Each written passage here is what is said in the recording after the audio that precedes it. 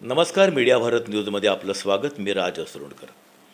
महाराष्ट्र राज्याचे उपमुख्यमंत्री अजितदादा पवार यांचा नुकताच उल्हासनगरला दौरा झाला. खरं तर ते आले होते वरप या गावी कार्यकर्ता मेळाव्यासाठी, परंतु त्यांनी उल्हासनगर ह्या शहराला सुद्धा वेळ दिला आणि इथे पुष्पपवन नावाच्या एका उद्यानाचं उद्घाटन केलं.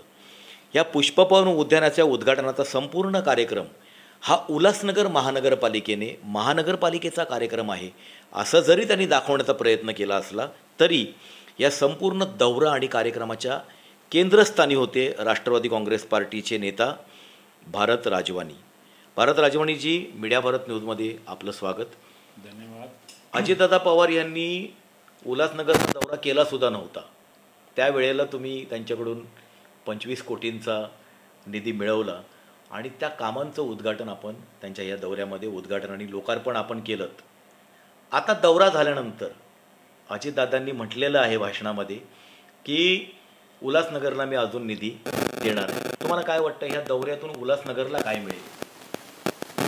देखिए, पहले तो बताना चाहूँगा कि जब भी दादा खुद उप मुख्यमंत्री 2019 में बने, उसके बाद हम 2020 में उनके पास निवेदन लेके गए कि हमारे उल्लासनगर की हालत जैसे इस तरह की खस्ता है, हमें डेवलपमेंट के लिए फ़ंड चाहिए. तो दादा ने जगह पे ही हमें 25 करोड़ सेंक्शन करके दिए और उस 25 करोड़ से हमने यहाँ पे डिसीजन लिया कि हम इसको एक मॉडल के तौर पे पैनल में हम 25 करोड़ की निधि लगाएंगे, जिससे यहाँ उल्लासनगर की डेवलपमेंट शुरू हो सके. और उसी उद्देश्य से हमने कार्य भी किए और उनमें से कुछ कार्य संपन्न हुए हैं, जिसका दादा ने आके उद्घाटन किया. और दादा ने जब यहाँ पे आने के बाद देखा कि भाई उल्लासनगर में और भी विकास कार्य करने की बहुत ज़रूरत है, तो उन्होंने खुद भाषण में बोला कि भाई मैं आने वाले टाइम में और भी उल्लासनगर के लिए निधि उपलब्ध करके दूंगा और जो मैं बोलता हूँ वो करके भी दिखाता हूँ. ये इन्होंने जोर दे के बोला है, भाषण में ही बोला है. तो आने वाले टाइम में हमारे उल्लासनगर के लिए और डेवलपमेंट के लिए अच्छे फंड्स वो अवेलेबल करके देंगे, हम ये उम्मीद रखते हैं. अच्छा, जो उल्लासनगर का दौरा था अजितदादा जी का, तो बहुत लोगों को उम्मीदें थी कि वो बहुत भागते भागते आएंगे और भागते भागते निकल जाएंगे, लेकिन उन्होंने आपको पर्सनल समय दिया और आपके घर पे चले. आपकी बंद दरवाजे के अंदर बहुत सारी बातें भी हुई. तो क्या बता सकते हैं कि क्या चर्चा हुई आपके दोनों के बीच में, राजनीतिक, शहर के बारे में या और कोई बातें? देखिए, अभी वो बंद कमरे की बातें थी. बाकी इतना ज़रूर है कि दादा ने मुझे जो समय दिया, उनका वो मेरे प्रति जो प्रेम था वो मुझे दिखाई दिया. और मैंने कुछ बातें शहर के मुद्दे रखे और राजनीतिक तौर पे हम लोगों ने जो भी कुछ बातें की तो वो मैं बता भी नहीं सकता. और बाकी जो भी उनके लिए उनकी जो बातें हैं यहाँ करना है, वो वरिष्ठ नेता हैं, हमारे राष्ट्रीय अध्यक्ष है, हमारे प्रदेश अध्यक्ष है, वो इस शहर पे राजनीतिक तौर पे जो भी है बातें वो डिसाइड करेंगे आने वाले समय में.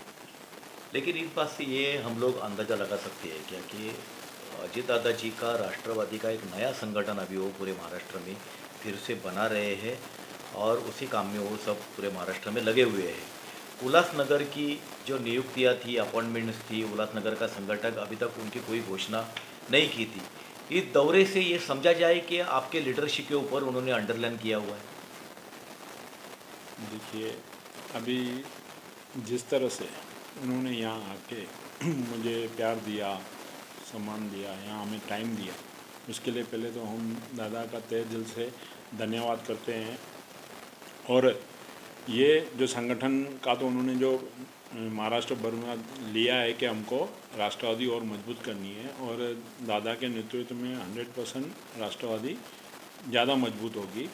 और जो भी यहाँ की राजनीतिक डिसीजन लेने का यहाँ क्या है, वो हमारे जो वरिष्ठ नेता है, समझो दादा प्रफुल्ल भाई पटेल और प्रदेश अध्यक्ष सुनील तटकरे, वो निर्णय लेंगे, अच्छा ही डिसीजन लेंगे जो भी उनको लेना होगा.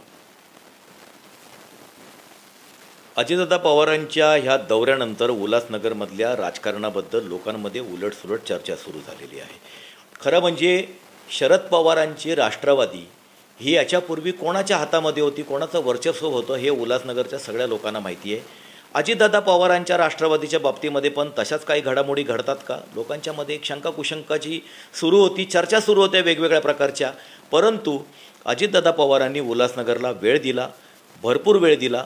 खास करून भारत राजवानी यांना त्यांनी वैयक्तिक भरपूर वेळ दिला. त्यांच्या ते घरी गेले, त्यांच्याबरोबर नाश्ता केला, त्यांच्याबरोबर त्यांनी चर्चा केली आणि बराच वेळ निवांतपणे उल्हासनगरला अजितदादा पवार थांबून होते.